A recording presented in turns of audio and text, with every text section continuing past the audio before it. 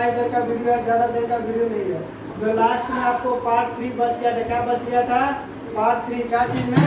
जो आपको क्या बता रहे थे? वर्ण विचार। क्या बता रहे थे? वर्ण विचार। वर्ण विचार में जो फेनोलॉजी पढ़ा रहे थे, इसमें कुछ टर्म छूट गया था, जो आज आपका लास्ट टॉपिक है। तो देखिए इसमें हम लोग पढ़ेंगे, आज आप लोग का लास्ट टॉपिक है। देखिए इसमें हम क्या चीज के बारे में पढ़ेंगे? पहले अंतःस्थ व्यंजन। क्या चीज के बारे में? अंतःस्थ व्यंजन। इसका पहला पार्ट हम लोग क्या किए थे? पढ़ चुके थे। अब क्या चीज के बारे में पढ़ेंगे? अंतःस्थ व्यंजन। अंतःस्थ व्यंजन को क्या कहते हैं? Semi vowels. अंतःस्थ व्यंजन को क्या कहते हैं? सेमी अंतःस्थ व्यंजन को क्या कहते हैं? Semi vowels. तो सेमी वॉवेल्स का डिफिनीशन क्या होता है? देखिए क्या बताएं, य, र, ल तथा व को क्या कहते हैं? अंतःस्थ व्यंजन। य, र, ल, व को क्या कहते हैं? अंतःस्थ व्यंजन। ठीक है। उसके बाद दूसरा बताया क्या? उष्ण व्यंजन। दूसरा क्या बताया है? उष्ण व्यंजन। उष्ण व्यंजन को क्या कहते हैं? सिबिलेंट्स। क्या कहते हैं? सिबिलेंट्स। सिबिलेंट्स। सिबिलेंट्स का डिफिनीशन क्या लिखा है? तो देखिए कुछ व्यंजनों का उच्चारण करते समय जब कुछ ऐसा व्यंजन होता है जिसका हम लोग उच्चारण करते हैं तो हमारे मुख से उच्चारण करते समय क्या निकलता है? उष्मा, यानी कि गर्मी निकलता है। क्या निकलता है? गर्मी निकलता है। तो वही जो गर्मी निकलता है उसी को क्या कहते हैं हम लोग? उष्ण व्यंजन। क्या कहते हैं? उष्ण व्यंजन कहते हैं। तो वही बताया है, कुछ व्यंजनों का उच्चारण करते समय हवा मुख के विभिन्न भागों से रगड़ खाती, यानी कि हमारे विभिन्न भागों में रगड़ जाती है और रगड़ खाती हुई बाहर आती है। उष्ण व्यंजन कहलाते हैं। उष्ण व्यंजन की संख्या कितनी होती है? 4। उष्ण व्यंजन की संख्या कितनी होती है? 4। उष्ण व्यंजन की संख्या कितनी होती है? 4। कौन कौन सा होता है? तालम सा, मूर्धन सा, दंत सा एवं ह। ये सब क्या है? उष्ण व्यंजन है। उसके बाद देखिए अतिरिक्त व्यंजन। दूसरा टॉपिक क्या पढ़ा है? अतिरिक्त व्यंजन। अतिरिक्त व्यंजन को क्या कहते हैं हम लोग? Joint consonants. क्या कहते हैं? Joint consonants. तो देखिए अतिरिक्त व्यंजन में क्या चीज सब आएगा? देखिए अतिरिक्त व्यंजन में पहला हम क्या पढ़ाए हैं? संयुक्त व्यंजन। पहला क्या पढ़ाए हैं? संयुक्त व्यंजन। संयुक्त व्यंजन को क्या कहते हैं? Joint consonants. अतिरिक्त व्यंजन को क्या कहते हैं? Other consonants. अतिरिक्त व्यंजन को क्या कहते हैं? Other consonant. अब हमको अदर कॉन्सोनेंट्स में पढ़ना है किसका? ज्वाइंट कॉन्सोनेंट्स के बारे में। किसके बारे में पढ़ना है? ज्वाइंट कॉन्सोनेंट्स को क्या कहते हैं? संयुक्त व्यंजन। क्या कहते हैं? संयुक्त व्यंजन। तो देखिए संयुक्त व्यंजन का डिफिनीशन हम क्या लिखा है? अक्ष, त्र, ज्ञ तथा स्र। अक्ष, त्र, ज्ञ तथा स्र को क्या कहते हैं? संयुक्त व्यंजन। कोई पूछ देगा संयुक्त व्यंजन क्या होता है, संयुक्त व्यंजन में क्या सब आता है, तो क्या बताइएगा आप लोग? अक्ष, त्र, ज्ञ तथा स्र को क्या कहते हैं? संयुक्त व्यंजन। इसके बाद देखिए तीसरा पॉइंट बताया है आप लोग को। तीसरा पॉइंट क्या बताया है? अयोगवाद। तीसरा क्या बताया है? अयोगवाद। अयोगवाद को इंग्लिश में क्या कहते हैं? After sound. क्या कहते हैं? After sound. तो देखिए आफ्टर साउंड में क्या चीज सब आएगा? तो अंग और अ को क्या कहते हैं? अयोगवाद। अंग और अ को क्या कहते हैं? अयोगवाद कहते हैं। अयोगवाद ये निम्नलिखित है, यानी कि ये जो है नीचे दिया गया है। निम्नलिखित मतलब क्या हो गया? नीचे लिखा हुआ है या दिया गया है। तो ये निम्नलिखित है। तो कौन कौन सा है? तो पहला देखिए क्या चीज है? पहला अनुस्वार। पहला क्या है? अनुस्वार। अनुस्वार को क्या कहते हैं? नेसल। अनुस्वार को क्या कहते हैं? नेसल। इसका सिंबल क्या बताया है?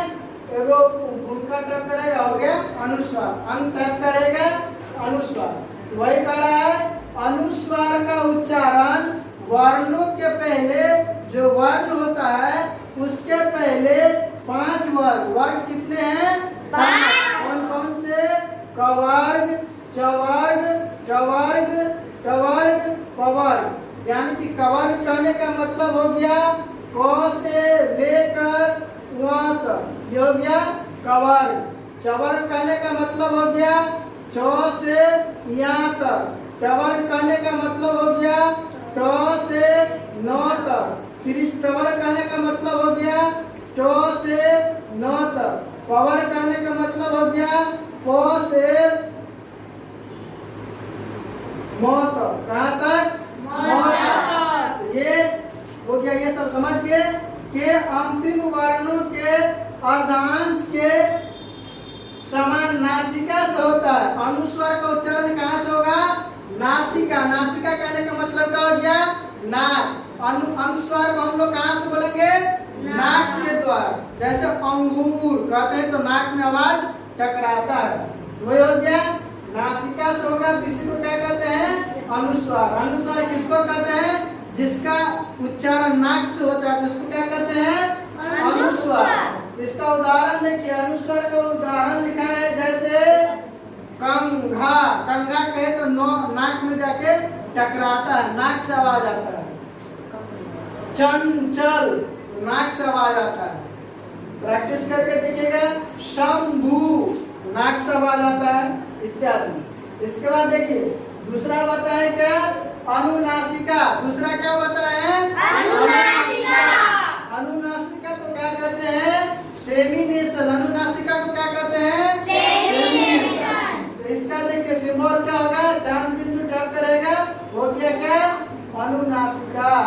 इसे चंद्र बिंदु कहते हैं। इसे क्या कहते हैं? चंद्र बिंदु। क्या कहते हैं? क्या लगता है? चांद जैसे। चंद्र बिंदु भी कहा जाता है। अनुनासिका का उच्चारण नाक और मुंह दोनों से होता है। अनुनासिका का उच्चारण कैसे होता है? नाक और मुंह दोनों से होता है। समझ गए? देखिए फिर आगे देखिए, जैसे मुंह। मुंह कहे तो हमारे मुंह से भी आया, नाक से भी आवाज आता है, ध्वनि आता है। हंस, आंख, चांद इत्यादि, ये सब क्या हो गया? अनुनासिका। क्या हो गया? अनुनासिका। अनुनासिका का डेफिनेशन क्या हुआ? जो नाक और मुंह दोनों से जिसका उच्चारण होता है क्या कहलाएगा? अनुनासिका। इसके बाद तीसरा बताया क्या? विसर्ग। तीसरा क्या बताया? विसर्ग। विसर्ग को क्या कहते हैं? कोलोन। विसर्ग को क्या कहते हैं? कोलोन। कोलोन का सिंबल हो गया ये दोनों, ऐसा लिख देंगे दो जगह कोलोन। तो देखिए संस्कृत से हिंदी में आए कुछ शब्द, यानी कि संस्कृत से कुछ शब्द कहाँ आया है? हिंदी में आए कुछ शब्दों के साथ विसर्ग चिन्ह का प्रयोग किया जाता है। किसका प्रयोग किया जाता है? विसर्ग चिन्ह का प्रयोग किया जाता है। जैसे अतः, तो इसमें विसर्ग चिन्ह लगा दिए। पुनः, पुनः है, इसमें विसर्ग लगा दिए तो क्या? पुनः। प्रातः इत्यादि, ये सब क्या था? विसर्ग चिन्ह था। आप लोग समझ गए होंगे। आपका आज वर्ण विचार टॉपिक जो चल रहा था वो आपका तीसरा वीडियो में आज समाप्त हो गया। ठीक है, आप लोग ज्यादा से ज्यादा इस वीडियो को सब शेयर कीजिए और हमारे चैनल को क्या कीजिए? सब्सक्राइब कीजिए। बगल में घंटी का आइकन रहेगा, उसको दबा दीजिएगा। जो भी नोटिफिकेशन आएगा सबसे पहले आपको पता चल जाएगा। इसके लिए इतना रहने दीजिए। जय हिंद।